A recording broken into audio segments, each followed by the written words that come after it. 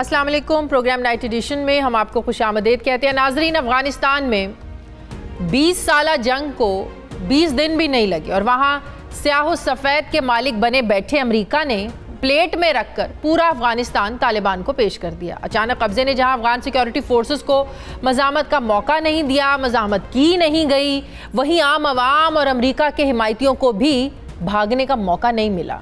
अफगान तालिबान ने देहाती इलाकों से अपनी पेशकदमी शुरू की और बड़े शहरों से होते हुए काबुल पहुंच गए, जहां तादाद में बहुत ज़्यादा होने के बावजूद अफगान आर्मी और नेटो अफवाज ने बिल्कुल कोई मज़ामत नहीं की। लेकिन अब दोनों तरफ से इनखला को लेकर बात बढ़ रही है। इस वक्त काबुल एयरपोर्ट का अंदरूनी हिस्सा अमरीकी सिक्योरिटी फोर्सेस के कब्जे में है, जबकि बाहर तालिबान खड़े हैं। अमरीका और बरतानिया से खबरें ये आ रही हैं कि नेटो अफवाज मज़ीद कुछ अर्सा अफ़गानिस्तान में रह सकते हैं। बरतानवी वज़ीर-ए-आज़म की तरफ से ये मुतालबा आज किया जाना है G7 के इजलास में कि वहाँ पर जो इनखला है इसमें मज़ीद तौसी की जाए। जबकि अफ़गान तालिबान का ये बयान आया है कि अमरीकी फ़ौजियों के यहाँ से जाने की डेडलाइन 31 अगस्त तक है, वो तब तक निकल जाएँ वरना नताइज भुगतना होंगे। तालिबान के तर्जुमान ज़बीउल्लाह मुजाहिद ने आज प्रेस कॉन्फ्रेंस की। तालिबान ने इन इत्तलात की तस्दीक भी नहीं की कि अफ़गान इलाके पंजशेर में जंग चल रही है। उन्होंने उम्मीद जाहिर की है कि पंजशेर में लड़ाई नहीं बल्कि मुज़ाकरात से मामलात हल कर लिए जाएंगे। जबकि मुख्तलिफ ज़राए से जो इत्तलात मिल रही हैं उनके मुताबिक वहाँ पर घुमसान की जंग जो है ना वो चल रही है। तो कभी ये पता चलता है कि पंजशेर तालिबान के घेरे में है। तालिबान ने अहमद शाह मसूद के बेटे अहमद मसूद से मुज़ाकरात करने की भी कोशिश की मगर नाकाम हुए। पंजशेर के इलाके में अमरुल्लाह सालेह और अहमद मसूद ने तालिबान के साथ लड़ने का फैसला कर रखा है। अब पंजशेर में कोई कुछ भी कहे, लेकिन जो तालिबान है ये बहुत पुरएतमाद होकर ये कह रहे हैं कि हम चाहें तो एक दिन में पंजशेर पर कब्जा कर लें मगर हम जंग नहीं करना चाहते हैं। तालिबान के लिए पंजशेर पर कब्जा करना शायद बड़ा मसला नहीं है, लेकिन इस वक्त हुकूमत साजी जो है ये अफगान तालिबान के लिए एक बहुत बड़ा चैलेंज बन गया है। हुकूमत बनाने के लिए तालिबान अपने दोस्तों और हरीफों सभी से बातचीत करने के लिए तैयार हैं, सभी को वेलकम कर रहे हैं, सभी को साथ लेकर चलने की बात कर रहे हैं। उन्होंने हामिद करजई, अब्दुल्ला अशरफ गनी के भाई हशमत गनी, साबिक हरीफ गुलबदीन हिकमत यार से भी बात की और मिलजुल कर हुकूमत बनाने का इंदिया दिया है। तालिबान ने वैसे तो पाकिस्तान को हर किस्म की गारंटी दे रखी है कि अफगान सरजमीन पाकिस्तान तो क्या किसी भी मुल्क के खिलाफ इस्तेमाल नहीं होगी, मगर TTP को लेकर पाकिस्तान के जो तहफ़्फ़ुज़ात हैं ये आज भी वही हैं। आज वफाकी वज़ीर इत्तलात और नशरियात फवाद चौधरी ने मीडिया के सामने तहरीक तालिबान पाकिस्तान को भारतीय फंडिंग का जिक्र करते हुए भारतीय मीडिया को प्रोपेगेंडा करने से बाज रहने का इंदिया दिया। क्या कहा फवाद चौधरी ने, ये भी सुनिए। पाकिस्तान की बात सुनी जाती है तो आज अफगानिस्तान की हालत जो है वो इस तरह से ना होती। हिंदुस्तान अफगानिस्तान के अंदर मुदाखलत से बाज रहे। पिछली हुकूमत में हिंदुस्तान ने बहुत ज़्यादा अफगानिस्तान की सरजमीन को पाकिस्तान के ख़िलाफ़ इस्तेमाल किया और इस वक्त भी एक हम एफर्ट देख रहे हैं जो हिंदुस्तान के मीडिया के ऊपर हमें नज़र आ रही है कि अफगानिस्तान के अंदर प्रोसेस है, अमन का जो एक अमल है उसको सबटाज किया जाए। हिंदुस्तान की तरफ से एक मुसलसल ये एफर्ट आ रही है। तालिबान ने 3 रुकनी अब कमीशन बनाया है जो TTP को पाकिस्तान के ख़िलाफ़ अफ़गान सरजमीन के इस्तेमाल से रोकेगा, उन्हें हथियार डालने की तरगीब देगा। जबकि दूसरी तरफ तालिबान ने भारत को 2 टोक ये पैगाम दिया है कि वो अफ़गानिस्तान को मकबूजा कश्मीर के लिए इस्तेमाल करने का सोचना छोड़ दे और अफ़गानिस्तान के मामलात में दखल अंदाजी ना करे। अब जो पुरअमन अफ़गानिस्तान का जो एक ख्वाब है ये कैसे पूरा होगा, इसी पर मैं बात करूँगी। मुझे ज्वाइन कर रहे हैं दिफाई तज्जियाकार जनरल रिटायर्ड नईम खालिद लोधी साहब। अस्सलाम वालेकुम, बहुत बहुत शुक्रिया जनरल साहब आपका। जनरल साहब, जब से तालिबान जो है वो काबुल पर काबिज हुए हैं, आगे बढ़े हैं, अब एक और नया मसला जो खड़ा हो गया है, एक पंजशेर, उस पर मैं बाद में बात करती हूँ। लेकिन अमरीका जो इनखला में तौसी चाहता है, बरतानिया जो है वो अमरीका से कह रहे हैं कि इसमें तौसी की जाए, लेकिन तालिबान कह रहे हैं कि तौसी का मतलब होगा कि आप अपने कब्जे में तौसी कर रहे हैं। तो अगर तौसी का मसले को लेकर अमेरिका, बरतानिया ये अपनी जिद पर अड़े रहते हैं और तालिबान कह रहे हैं कि इससे तो फिर हालात ख़राब हो सकते हैं, तो आपको क्या लग रहा है ये तौसी का मसला ख़राब कर सकता है? जी, पहले तो वो जो आपका एक जुमला अगर आप इजाज़त दें मैं तौसी कर दूं कि तालिबान ने कब्जा नहीं किया काबुल के ऊपर, तालिबान ने कब्जा छुड़वाया है काबुल का बैरूनी फौजों से। चले इसको एक तरफ रख दें। देखें, बात यह है कि अगर अमरीकी और इनके जो हलीफ हैं उनकी नीयत साफ होती तो जितना वक्त उनको अभी तक मिला है अगर पहले वो प्रायोरिटी वाइज पहले अमेरिकियों को निकालते, उसके बाद जो अफगानी उनके पास जाना चाहते हैं वो करें, लेकिन उन्होंने जहाज भर भर के पहले अफगानियों को निकाला है और अब कह रहे हैं जी अमेरिकी अभी भी बाकी हैं। तो इसमें तो थोड़ा सा नजर आ रहा है नीयत की खराबी, क्योंकि जो अफगानियों को लेकर जा रहे हैं धड़ाधड़, पहली बात तो ये कि लोग समझ रहे हैं कि वो तालिबान से डर के जा रहे हैं। हाँ। आप आज किसी थर्ड वर्ल्ड के मुल्क में ऐलान कर दीजिए कि जी बगैर वीजे के मुफ्त जहाज में आपको अमेरिका और यूके ले जाया जाएगा, तो आप देखें कैसे रश पड़ता है हर जगह। तो ये तो वो फिनोमेना है जो इकोनॉमिक रिफ्यूजीज या बेहतर इकोनॉमिक हालात की खातिर लोग जा रहे हैं। कुछ हो सकता है ऐसे भी हों जो डर और खौफ की वजह से जा रहे हैं, लेकिन वो बहुत कलील मिकदार में होंगे। तो अमेरिका और बरतानिया से कोई ये पूछे कि भाई पहले आप अपने शहरियों को निकालो, सबको फारिग करो, उसके बाद आप तालिबान से बात कर सकते हैं कि भी जो लोग आपके जाना चाहते हैं जाएं। उन्होंने उलट किया, जिसका ये मतलब ये है कि वो इनमें से कुछ लोगों को इस्तेमाल करना चाहते हैं लेटर ऑन, और भी उनके इल्जाम हो सकते हैं। और एक और बात लेके जा रहे हैं, आप कह रहे हैं उनको इस्तेमाल करना चाहते हैं। हाँ जी, तो पहले उनको अमेरिकियों को लेकर जाना चाहिए था ना। अच्छा, दूसरी बात ये है कि ये जो होल्ड है इनका या काबुल के ऊपर और उधर से पंजशेर में जो खराबी हो रही है, इनका आपस में एक नेक्सस है। वो इंतजार कर रहे हैं कि हो सकता है कि वहां पर पंजशेर में कोई ऐसी बड़ी कार्रवाई हो जाए कि हम अगर उसकी मदद करें तो ये तालिबान को थोड़ी सी खफगी उठानी पड़े, क्योंकि ये परसेप्शन की जंग इस वक्त हो रही है। अमेरिका और यूके ये चाहते हैं और जो नेटो अलाइज हैं कि वो ये साबित कर सकें कि हम जब तक चाहें अफगानिस्तान में रह सकते हैं और हम अपना वहां पर जो है ना, हम खुद गए हैं वहां से, हमें कोई डिफीट वगैरह नहीं हुई। वैसे ताकत के बलबूते पर तो अमेरिका को चैलेंज नहीं किया जा सकता। जी दुरुस्त है। और दूसरी बात यह है कि अफगान तालिबान ये चाहते हैं कि वो अपने खासकर जो फुट सोल्जर्स हैं उनको ये इंप्रेशन ना दें कि हम इतने सॉफ्ट हो गए हैं कि वो हमें कहते जाएं और हम मानते जाएं, वो कहते जाएं और हम मानते जाएं। तो मेरा ख्याल है अभी स्टैंड ऑफ हो गया है और ऐसा मौका आ गया है कि जो बहुत मुश्किल हो गया है अभी कि ये कैसे हल होगा। मुझे लगता है कि इसमें कोई वाया मीडिया होगा।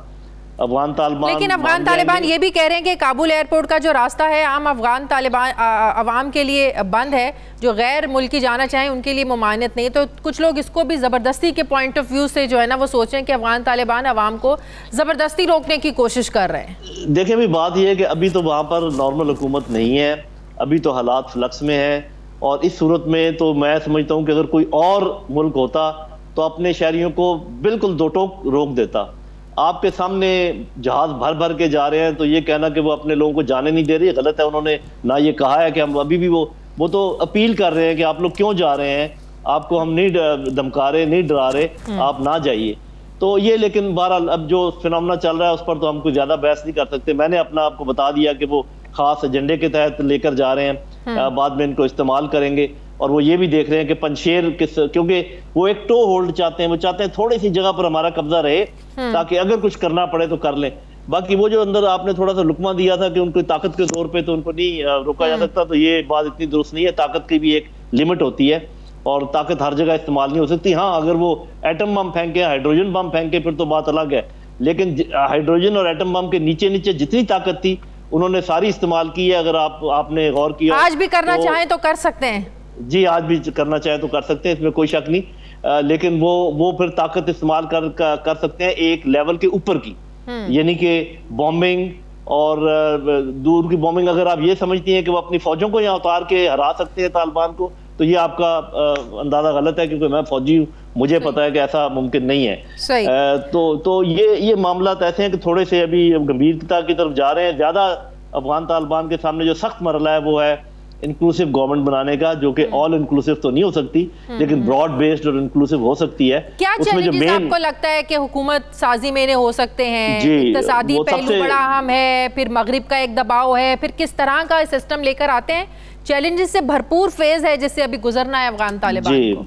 ये सबसे बड़ा चैलेंज जो है ये हुकूमत साजी का। इसमें जो मेरे ज़हन में जो बात आती है कि उनको क्या मसला दरपेश होगा, वो ये है कि जिन लोगों ने जंग लड़ी है, जो इनके मिलिट्री विंग है, वो ये ज़रूर पूछ रहे होंगे कि आप उन लोगों से बातचीत कर रहे हैं, उन लोगों को लाना चाह रहे हैं जिन्होंने अमरीकियों का साथ दिया है, जिन्होंने हमारा खून बहाया है, जबकि जो इनका पॉलिटिकल स्ट्रेटा है उसने फैसला कर लिया है कि लोगों को माफ़ करना है, उनको नहीं करना। तो मेरा ये ख्याल है कि लोगों को माफ़ भी करेंगे, लोगों से बातचीत भी करेंगे, लेकिन अल्टीमेटली जो बड़े बड़े लोग हैं ऑपोजिशन के, जो कि उस हुकूमत में रहे हैं, उनको शामिल नहीं करेंगे। और कुछ लोग बहुत सारे ऐसे हैं जो हर एथनिसिटी से भी ये शामिल करेंगे और हर सेक्ट के भी ये शामिल करेंगे। ये मेरा अंदाजा है। तालिबान की अब तक की पिक्चर तो बड़ी गुड्डी गुड्डी सामने आ रही है, बड़े सॉफ्ट उनका इमेज सामने आ रहा है, चाहे वो औरतों के हुकूक को लेकर हो, चाहे वो अपने दुश्मनों के लिए भी आम माफी का ऐलान करने का मामला हो। इस सब के बावजूद आपको लगता है वेस्ट इनको हेल्प करेगा फाइनेंशियली लिहाज से? देखिए, फौरी तौर पे तो नहीं करेगा। हाँ। इसलिए कि वो तो हर हालत में इनकी नाकामी चाहते हैं, क्योंकि आप ज़हन में ये रखिए कि ये तालिबान कह रहे हैं कि हम एक इस्लामी हुकूमत कायम करेंगे, और वेस्ट को ये बात किसी भी तरीके से कबूल नहीं है कि कोई इस्लामी हुकूमत कामयाबी से अपने आप को बहाल कर ले, बिकॉज उससे तो बहुत बड़ा प्रॉब्लम उनके लिए पैदा हो जाएगा और मुल्कों के लिए भी पैदा हो सकता है। तो वो तो हर हालत में इनकी मुखालफत करेंगे, लेकिन अगर ये अपने आप को इन्होंने इस्टेब्लिश कर लिया और चाइना रशिया ने इनकी मदद शुरू कर दी इकोनॉमिकली, तो फिर वेस्ट भी पीछे नहीं रहेगा, क्योंकि वो इस मैदान को खाली नहीं छोड़ सकता। रूस, चीन, ईरान और ऐसे मुल्कों के लिए वो जरूर आएंगे, जरा देर से आएंगे। ये देखेंगे कि ऊंट किस करवट बैठता है, और कोशिश करते रहेंगे इस दौरान के किसी तरीके से कोई ऐसी रंजिश पैदा की जाए, कोई इवन फॉल्स फ्लैग ऑपरेशन से वो वहां पर कोई सिविल वॉर इग्नाइट करें। ये सारा चीजें वो सोच रहे होंगे। हिंदुस्तान को बहुत बड़ा उन्होंने ये टास्क दिया होगा कि भाई आप किस किस्म के हलीफ हो, हमारे स्ट्रेटजी के हलीफ, के एक छोटा सा काम तुम्हें दिया था, वो तुमसे नहीं हो पा रहा। तो इंडियंस भी ये कोशिश कर रहे हैं। तो बड़ा इंडिया के एक तरफ तालिबान से राब्तों की खबरें भी पहले भी सामने आती रही कि बैकडोर उनके राब्ते हैं, बातचीत चल रही है, अब भी ये खबरें हैं, लेकिन दूसरी तरफ हम इंडियन मीडिया का एक स्पेशल एक सेक्शन है जिसे प्रो इस्टेब्लिशमेंट हम मीडिया समझते हैं, अब वो बड़ा शोर शराबा कर रहा है तालिबान के आगे बढ़ने के बाद। तो ये कोई खास प्रोपेगेंडा है कि आप पीछे बात भी कर रहे हैं और आपका मीडिया शोर भी मचा रहा है? ये देखें, ये तो बिल्कुल एग्जैक्ट जो उनका तरीक़ाकार है उसके ऊपर वो चल रहे हैं, और अमेरिकन और इंडियन इंटरेस्ट बिल्कुल एक जैसे हैं, इसमें हमें कोई शक व शुबा नहीं होना चाहिए। वो तो ये हुआ कि अल्लाह ताला ने मदद की अफगान तालिबान की इस तरीके से कि जब वो अपने जहाज उन्होंने भेजे अपने एम्बेसी के लोगों को लेने के लिए, तो वहाँ से जो अमनीशन अनलोड हुआ अशरफ गनी की हुकूमत की हमायत के लिए, वो देखा गया, आपने भी देखा होगा, सबकी नज़र में आ गया। उसकी वजह से अफगान तालिबान ज़रा होशियार हो गए। और वैसे भी ये देखें, अफगानिस्तान एक अलग मुल्क है, अगर वो अपने ताल्लुकात रखे हिंदुस्तान के साथ, जो जायज़ इकनॉमिक ताल्लुकात होते हैं जो कि वो रखना उनको हक है, हमें कोई इतराज़ नहीं हो सकता। हाँ, अलबत्ता एक बात अभी यकीनी तौर पर मैं कर सकता हूँ मेरी अपनी असेसमेंट में, ये वाले तालिबान का ग्रोह अगर बरसर इक़्तिदार रहा, बेशक औरों के साथ हुकूमत बनाए, ये किसी भी सूरत में हिंदुस्तान को अफगानिस्तान की सरजमीन पाकिस्तान के खिलाफ इस्तेमाल नहीं होने देंगे, इसका मुझे बड़ी हद तक यकीन है जी। तो सर, टीटीपी के बारे में तो आज भी हमारे तहफ़्फ़ुज़ात हैं, आज भी जी वो तहफ़्फ़ुज़ात आर्मी पब्लिक स्कूल हमले को याद करें तो रोंगटे खड़े हो जाते हैं। कोई भी पाकिस्तानी आज तक भूला नहीं है। तो तालिबान बिल्कुल तो अफगान तालिबान का आपको लगता है कि वो इसमें भी कामयाब होंगे टीटीपी को रोकने में? जी वो ये इसमें तो जरूर कामयाब होंगे वो, कि उनको कोई कार्रवाई नहीं करने देंगे, उनको डिसआर्म कर देंगे। लेकिन अगर पाकिस्तान ये समझे कि वो उनको हमारे हैंड ओवर कर देंगे, ये शायद ना हो। और मेरे ख्याल है फौरी तौर पे हमें डिमांड भी नहीं करनी चाहिए, थोड़ा तौक़ुफ़ करना चाहिए, इनको स्टैब्लिश होने दें, अपने ताल्लुकात इनके साथ बेहतर बनाएं, उसके बाद बातें करें अगर कोई इस किस्म की हैं। उसकी वजह यह है कि पाकिस्तानी कौम और अवाम जो है वो किसी भी तरीके से टीटीपी के उन लोगों को माफ़ नहीं कर सकते जिन्होंने गर्दनें काटी हैं, जिन्होंने बच्चों का खून बहाया, जिन्होंने औरतों का खून बहाया। अलबत्ता जो उनके प्यादे हैं जो किसी तरीके से मिसलीड हुए हैं या जिनको पैसे देकर लेकर गए हैं, उनको शायद माफ़ी मिल जाए। लेकिन जिन लोगों ने ये सारी प्लानिंग की है और सारे घिनौने जराइम किए, मेरा नहीं ख्याल पाकिस्तान तैयार होगा उनको किसी किस्म की एमनेस्टी देने के लिए, और देनी भी नहीं चाहिए। बहुत बहुत शुक्रिया दिफाई तज्ज़ियाकार रिटायर्ड नईम खालिद लोधी साहब मेरे साथ थे। मुझे ब्रेक लेनी है नाज़रीन, वापस आते हैं एक छोटे से वक्फे के बाद।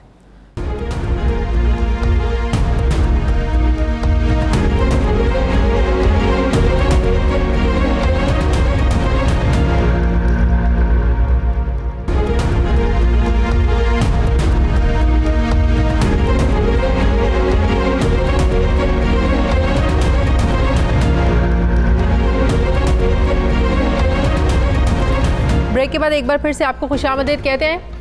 नाज़रीन, नया मीडिया, नई सहाफ़त और नई पाबंदियाँ, हत्ता कि नई नई सज़ाओं का भी बंदोबस्त कर लिया गया है। Pakistan electronic media regulatory authority यानी पेमरा, प्रेस काउंसिल ऑर्डिनेंस और मोशन पिक्चर्स ऑर्डिनेंस को अब ख़त्म करके हुकूमत ने मुल्क में ज़राया अबलाग के लिए पाकिस्तान मीडिया डेवलपमेंट अथॉरिटी बनाने का फ़ैसला किया है।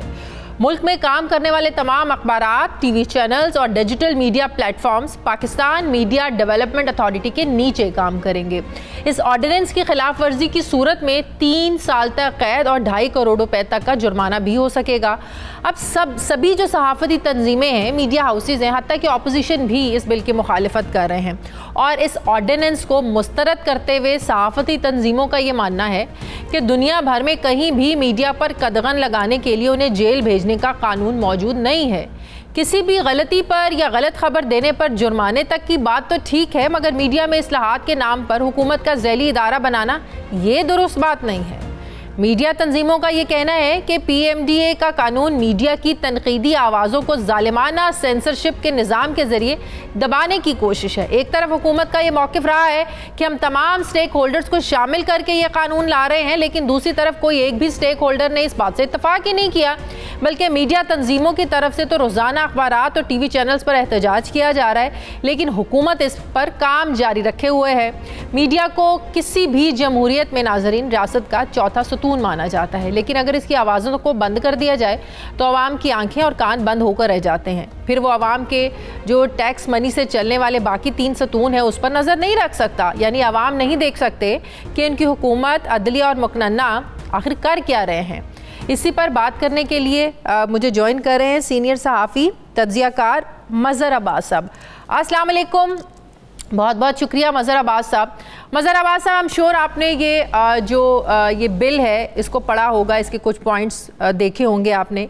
अगर मैं आपसे ये पूछ पाऊँ कि इसको पढ़ते साथ ही आपके जहन में पहली चीज़ क्या आती है बतौर सहाफ़ी, तो क्या जवाब है आपका?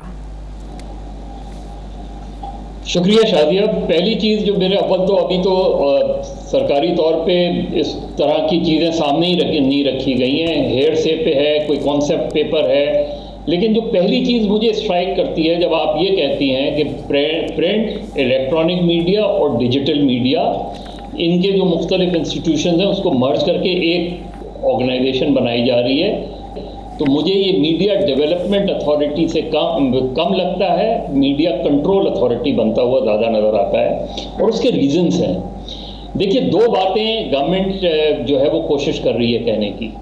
एक ये कि ये वर्कर्स की वेलफेयर के लिए है।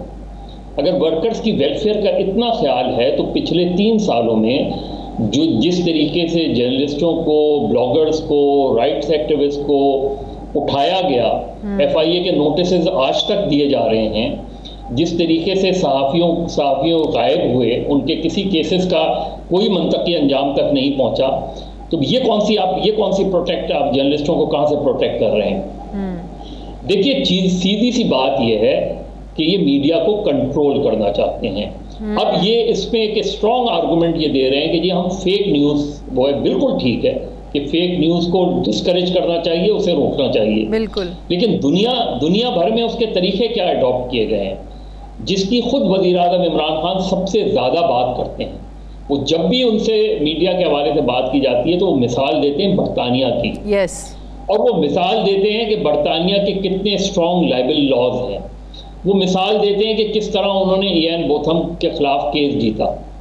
तो फिर यहाँ इस मुल्क में बजाय इसके कि आप कोई कंट्रोल अथॉरिटी बनाएं, आप क्यों नहीं लाइबल लॉस को अपने स्ट्रॉन्ग करते, अपने लाइबल लॉस को इतना इफेक्टिव बनाएं कि मैं किसी पे इल्जाम लगाते वक्त 10 मरतबा सोचूं। बिल्कुल, मतलब कि ऑलरेडी कवानीन मौजूद है, ऐसा तो नहीं है कि फेक न्यूज को किसी के खिलाफ खबर दे दे तो आप उसके खिलाफ कुछ ना करें, सब कुछ ऑलरेडी है। शादिया, सिर्फ यही नहीं है, मैंने ज़ाती तौर पे ये जितने भी 3 साल में इंफॉर्मेशन मिनिस्टर्स बने ना, हाँ, और फैसल जावेद साहब जो सेनेट की इंफॉर्मेशन कमेटी के हेड थे पहले, अब भी उनको पर्सनली ऐसे ड्राफ्ट भेजे हैं, डॉक्यूमेंट्स ड्राफ्ट भेजे हैं कि आप इस तरीके से कर सकते हैं। आपको मीडिया से शिकायत है, आप मीडिया कंप्लेंट्स कमीशन बनाएं। yes. आपको जर्नलिस्टों की वेलफेयर की फिक्र है तो आप newspaper employees condition service act 73 को अमेंड करें और media employees condition service act बनाएं ताकि उसमें इलेक्ट्रॉनिक मीडिया के लोग भी हों। आपको डिजिटल मीडिया से देखें, पिछली गवर्नमेंट ने, मुस्लिम लीग की गवर्नमेंट ने इस सिलसिले में एक लॉ कानून बनाया और उसका नाम था माफ कीजिएगा, उसका नाम था prevention of electronic crimes act 2016, Paika 2016। लेकिन क्या हुआ उससे? उसमें सिर्फ उन्होंने जो भी उनके मुखालफीन थे, और उसी कानून को ये गवर्नमेंट भी इम्प्लीमेंट कर रही है। हाँ। कि उसी तरीके से उसी FIA को इस्तेमाल करके आप सिर्फ डिसेंटिंग वॉइसेस को किल कर रहे हैं।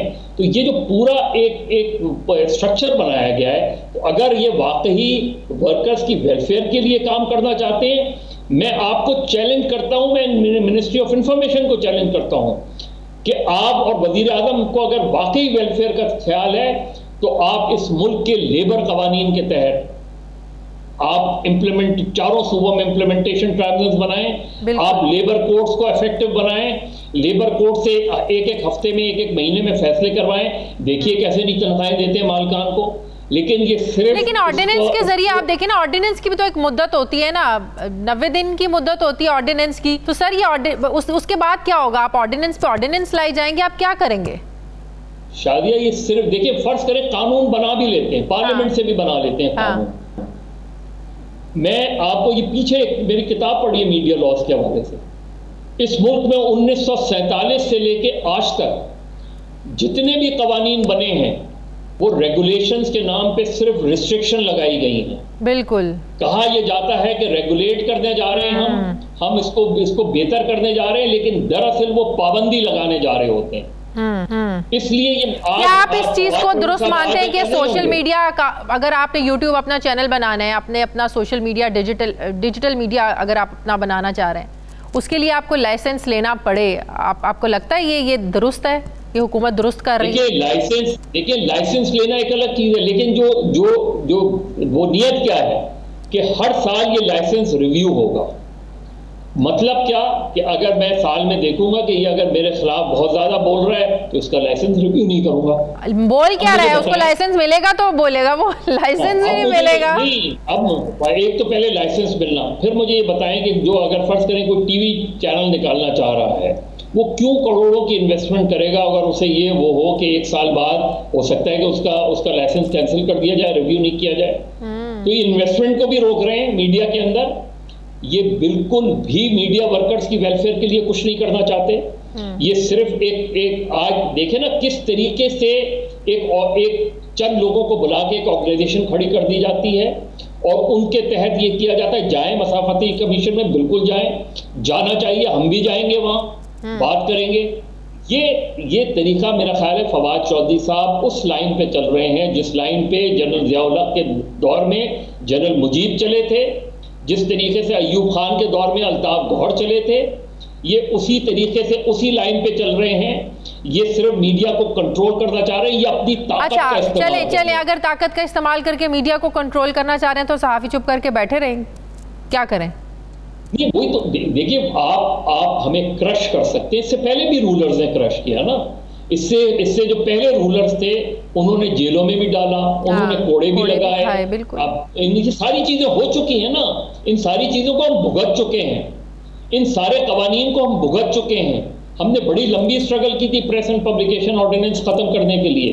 हमने बड़ी स्ट्रगल की थी जनरल मुशर्रफ के मीडिया पर पाबंदी के खिलाफ।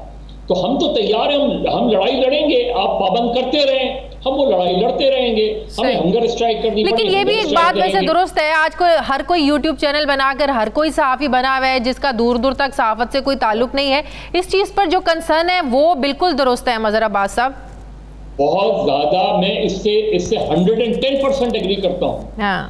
उस तरफ बैठे ना, बैठकर एक कानून बनाया जाता है ना, ये नहीं कि मैं कानून बना लूं और फिर कहूं आप इसे इंडोर्स कर दें और इसमें चंद अमेंडमेंट करके मैं इंडोर्स कर दें। आपको अगर वाकई, और ये बिल्कुल ठीक है, देखिए इस मुल्क में मीडिया की खराबी क्या है? इस मुल्क में मीडिया की सबसे बड़ी खराबी ये है कि मीडिया के अंदर से एडिटर का इंस्टीट्यूशन खत्म हो गया है। मालकान एडिटर्स बन गए हैं। आप एडिटर के इंस्टीट्यूशन को बहाल करें, आप एडिटर को मजबूत करें। आप एडिटोरियल मजबूत होगा तो मीडिया रिस्पॉन्सिबल भी होगा।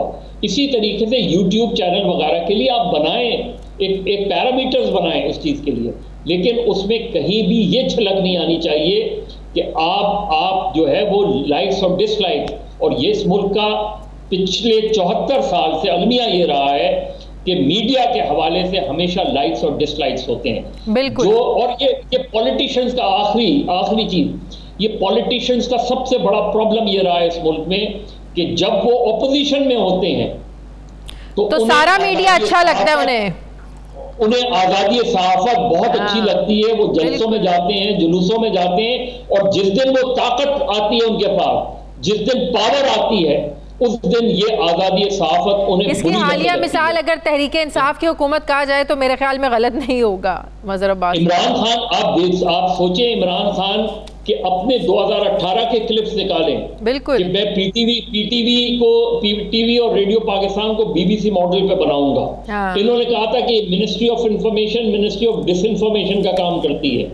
इनको तो बहुत सारी चीजें अपनी जगह मौजूद हैं, तो इसका मतलब है या तो वो फेक न्यूज थी या ये फेक न्यूज है। सही। तो मेरा ख्याल है सोचना चाहिए इमरान खान को, आज उनकी गवर्नमेंट है, कल जब वो इस तरह के कवानीन बनाएंगे और कल कोई दूसरी गवर्नमेंट आएगी तो इमरान खान को याद यही ऑपोजिशन की और यही जर्नलिस्टों की स्ट्रगल याद आएगी।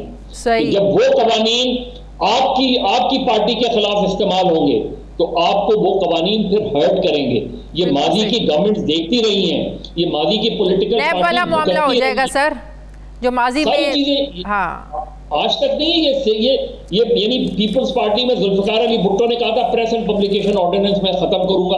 अपने पूरे दौरे हुकूमत में उन्होंने प्रेस एंड पब्लिकेशन ऑर्डिनेंस, इस मुल्क में सिर्फ एक हुक्मरान गुजरा है सही जिसने मीडिया की रिस्पेक्ट की, और वो था मोहम्मद खान जुनेजो, जिन्होंने वाकई प्रेस एंड पब्लिकेशन ऑर्डिनेंस के खात्मे के लिए भी और इवन अदरवाइज भी। तो मेरा ख्याल है कि मीडिया को बेहतर करने की बहुत जरूरत है। और कुछ भी लेके आ रहे हैं स्टेक होल्डर्स की मुशावरत के बगैर हुकूमत को ये सब नहीं लागू करना चाह रहे, लेकिन ये बेहतर नहीं करना चाह रहे, ये कंट्रोल करना चाह रहे हैं। और कंट्रोल करने का ख्वाब इनका ख्वाब रहेगा। हो सकता है कि वक्ती तौर पे इनको फायदा हो सकता है कि वक्ती तौर पे ये और बहुत से एंकर्स को और बहुत से लोगों को इधर से उधर कर दें। बहुत से लोगों को ऑफ एयर कर दिया गया है, बहुत से और लोगों को शायद ऑफ एयर कर दिया जाए, लेकिन आखिर में जब आपकी गवर्नमेंट नहीं रहेगी सही, तो आपको ये वक्त याद रहेगा कि आपने गलत कानून बनाया। और हमारा ये किया हुआ प्रोग्राम और आपकी बातें भी याद रहेंगी। बहुत बहुत शुक्रिया। सीनियर तज्जियाकार सीनियर सहाफ़ी मज़हर अब्बास मेरे साथ मौजूद थे। मुझे ब्रेक लेनी है नाज़रीन, वापस आएंगे एक छोटे से वक्फे के बाद।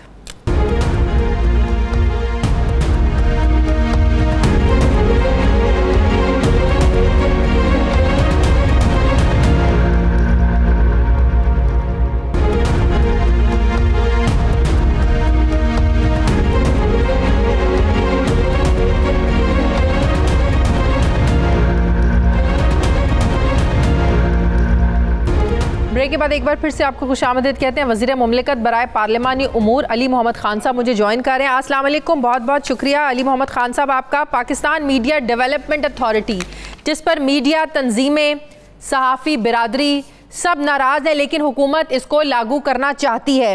एक होती है किसी चीज़ को रेगुलेट करना, किसी इदारे को रेगुलेट करना, एक होता है किसी को कंट्रोल करना।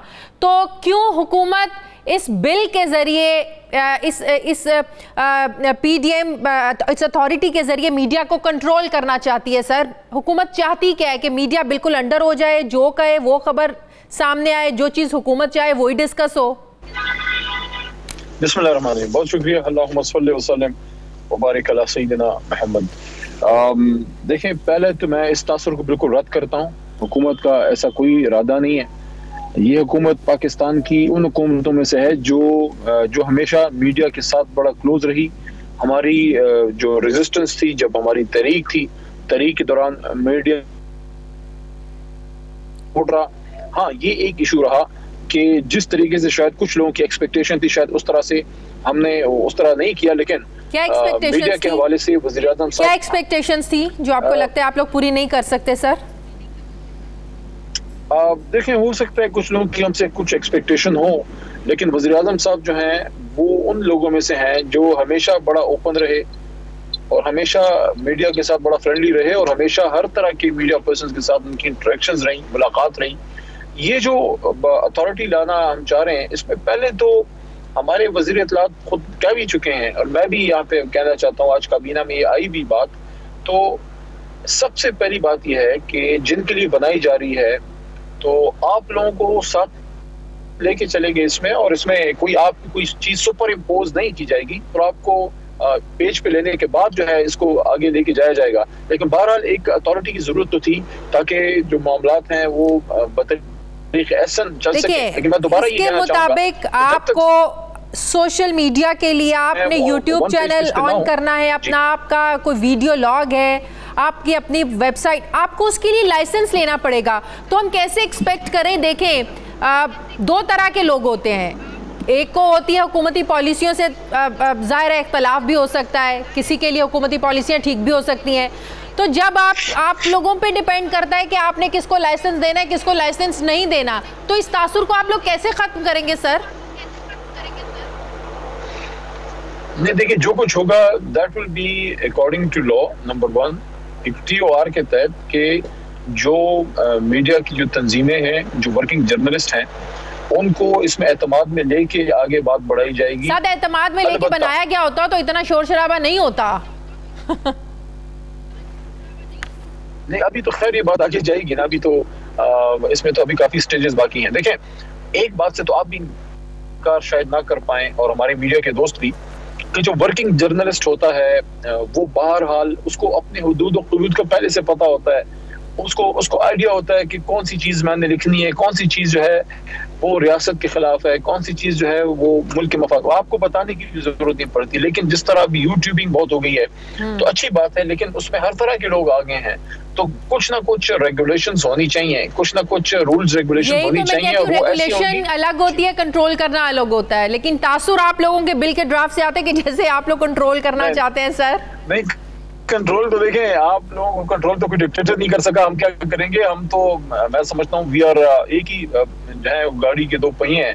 अब तो जो सियासतदान है वो मीडिया के बगैर, और मीडिया जो है वो सियासतदान के बगैर तो चल ही नहीं सकता। तो हम तो आखिरी जमात होंगे जो किसी मीडिया को जो है वो कंट्रोल करना चाहेंगे, क्योंकि हम ही वो लोग हैं जिनको आजाद मीडिया का सबसे ज्यादा फायदा हुआ। इतनी इमरजेंसी क्या है? ऑर्डिनेंस एक खास हालात के लिए होता है, खास मौका होता है, खास सिचुएशन होती है जिसके लिए ऑर्डिनेंस लाना पड़ता है। ऐसी क्या इमरजेंसी है इस ऑर्डिनेंस को, इसको ऑर्डिनेंस के जरिए लाने में सर? देखिए, जो ऑर्डिनेंस होता है वो बहरहाल आइन का ही एक हिस्सा होता है, और वो अभी जाके पार्लियामेंट हाउस से लॉ बनेगा। पार्लियामेंट हाउस में जब ये लॉ बनेगा तो वहाँ पे तमाम अपोजिशन की जमातों के लोग और तमाम मीडिया पर्सन्स को भी वहाँ बुलाया जा सकता है, वहाँ पे अपना वो ओपिनियन दे सकते हैं। मेरा आखिरी सवाल, क्या आज कैबिनेट में इस बात को डिस्कस किया गया, इंश्योर किया गया कि जितनी भी ज़ाहिर है जो स्टेक होल्डर्स हैं, साफ़ी बिरादरी तंजीमें, सबको साथ लेकर उनसे मुशावरत के बाद ही आगे बढ़ा जाएगा? अपनी मर्जी से इम्पोज नहीं करेगी हुकूमत? देखिए, इंटरनल डिबेट तो हमारी काबीना में बहुत होती है और वो मुनासिब नहीं है कि मैं इंटरनल डिबेट मीडिया पे बात करूं।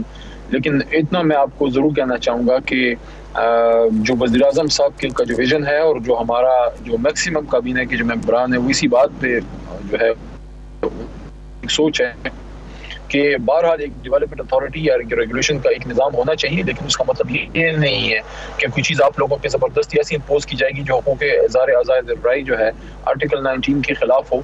तो आपके जितनी भी तंजीमें हैं उनको एतमाद में रख आगे जाएगी इंशाल्लाह। और अभी ये ऑर्डिनेंस है, अभी लॉ जब बनेगा तो उसमें तमाम स्टेक होल्डर्स अपना ओपिनियन देंगे और पार्लियामेंट हाउस में जब डिस्कस होगा, थर्ड में डिस्कस होगा, उसमें भी कोई सुकम है तो वो निकाल दिया जाएगा। बहुत शुक्रिया वज़ीर मुमलिकत बराए पार्लिमानी उमूर अली मोहम्मद खान साहब मेरे साथ हैं। मुझे ब्रेक लेनी है नाज़रीन, वापस आते हैं एक छोटे से वक्फे के बाद।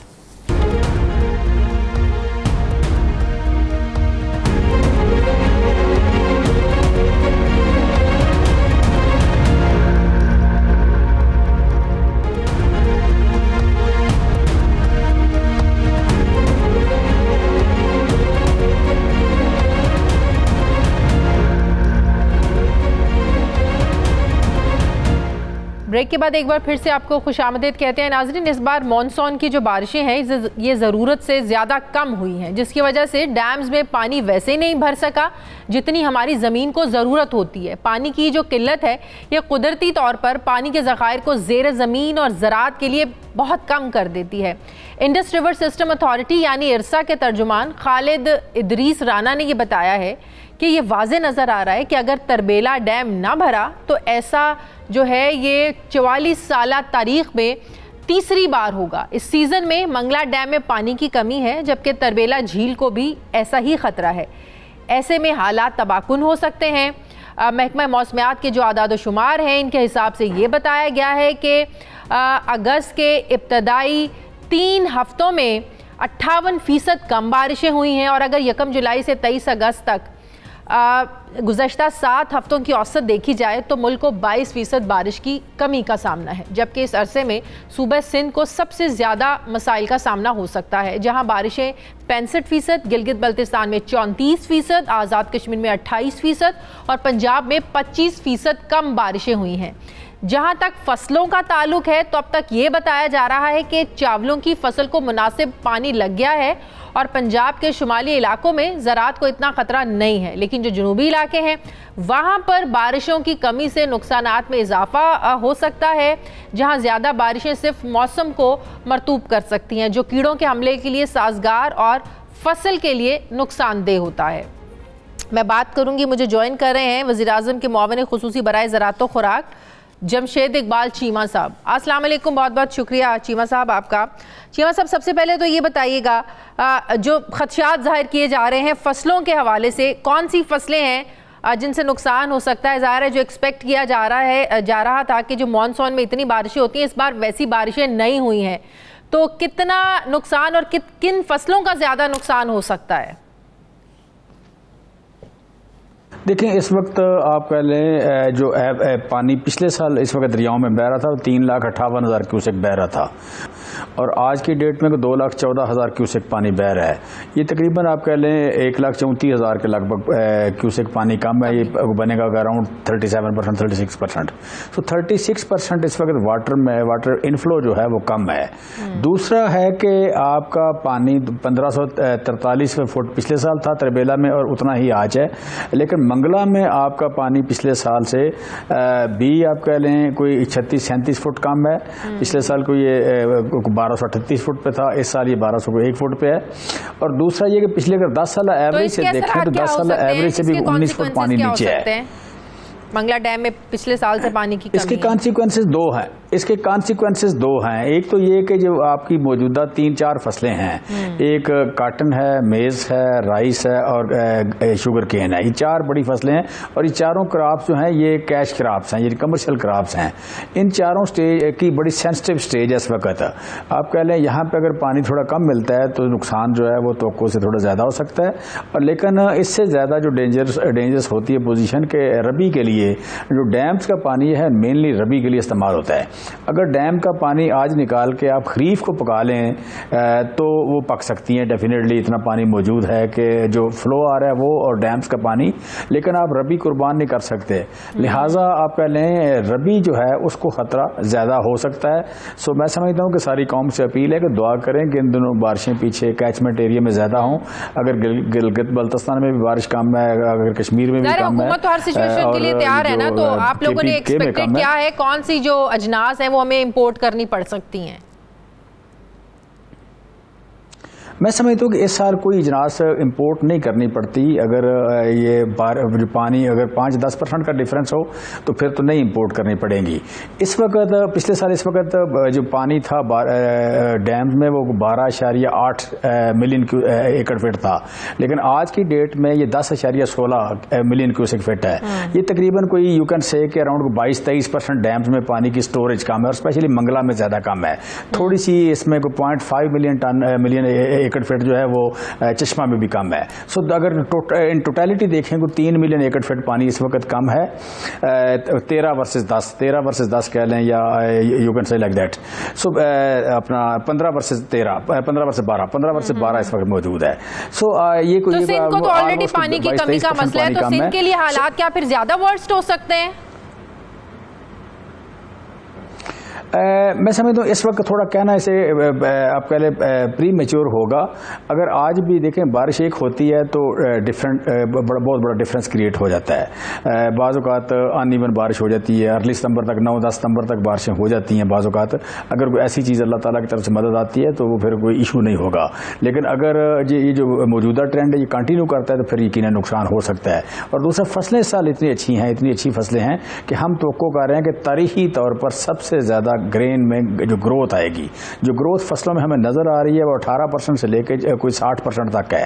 ये तारीख में कभी इतनी ज़्यादा ग्रोथ नहीं हुई। जो आज चारों फसलें हैं, इन चारों फसलों की मिनिमम जो ग्रोथ है ये 18% से लेकर 60% तक ग्रोथ है।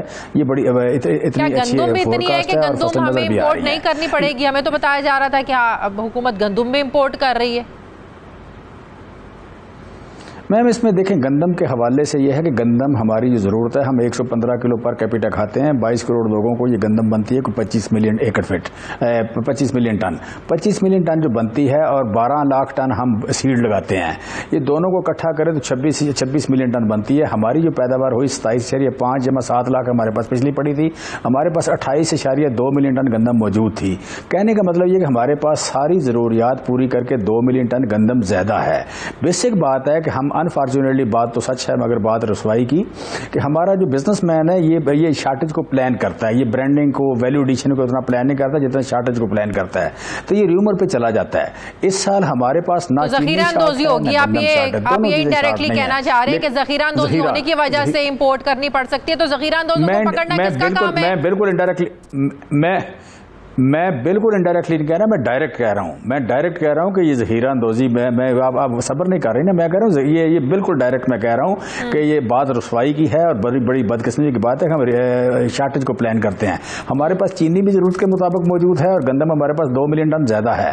लेकिन र्यूमर्स को ख़त्म करने के लिए हम जो गंदम इम्पोर्ट कर रहे हैं वो करनी पड़ रही है। अदरवाइज गंदम की ज़रूरत से हमारे पास 2 मिलियन टन ज़्यादा है, और अगर थोड़ा सा पानी साथ देता है तो अगले साल तारीखी तौर पर गंदम पिछले सालों से ज़्यादा होगी। देखें इसमें अपने 2 तरीके होते हैं। एक स्ट्रेटेजिक रिजर्व हमें बिल्ड करना है, ज़ख़ीरा अंदोज़ी हो रही है और इसलिए हम इंपोर्ट कर रहे हैं। बीबी आप मेरी क्लास ले रही हैं, मैं अच्छा खासा आदमी हूँ, क्लास ना ले, बात करने देना मुझे प्लीज। ऐसा ना करें ना, मुझे आप सवाल करें ना, सवाल ना करें, सवाल करें ना, क्लास ना लेना। अब मैं कोई बच्चा तो नहीं हूँ क्लास में बैठा हूँ, सवाल करें ना, आप क्लास ना ले, मैं क्लास में बैठा हूँ, बच्चा तो नहीं हूँ ना। ठीक। सो मैं कह रहा था कि बेसिकली आप कह लें इस वक्त जो इशू है ये हम उनको छोड़ नहीं रहे, लेकिन बेसिकली दुनिया में 2 तरीके हैं मैनेज करने के। एक ये है कि आप स्ट्रेटेजिक रिजर्व रखें, सप्लाई अबंडेंट रखें, ये दुनिया पूरी करती है। 120 दिन के रिजर्व हमारे पास किस्मती से पहले नहीं होते थे, हम अब उसको डेवलप कर रहे हैं। दूसरी बात है आपका एडमिनिस्ट्रेटिव मेजर भी हम कर रहे हैं। इस मुल्क में ये जो रिवाज बना हुआ था माफियाज वाला कि जी आप ज़ख़ीरा अंदोज़ी को प्लान करें, शार्टेज को प्लान करें, र्यूमर्स को प्लान करें, र्यूमर फैलाएं, ये लोग, मैं बार हम कह रहे हैं कि ये लोग बिहाइंड द बार होंगे। जितनी जल्दी समझे, जितनी जल्दी संभल लें उतनी जल्दी ठीक है। ये नहीं हो सकता कि यहाँ किसी को कोई इंटरेस्ट नहीं है कि हम किसी का लिहाज करेंगे।